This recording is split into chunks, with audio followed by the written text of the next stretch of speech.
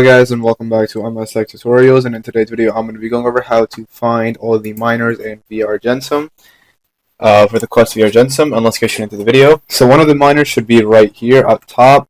He should be eating food. You can play a game of dice with him in order for him to talk.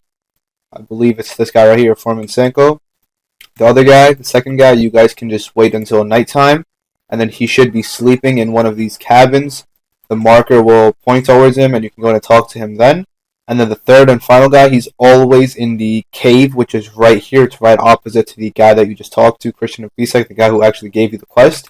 And you can just go ahead and go through the cave, go through the mine, whatever, find him, and that's basically it. He will always be downstairs, so that's something to keep in mind.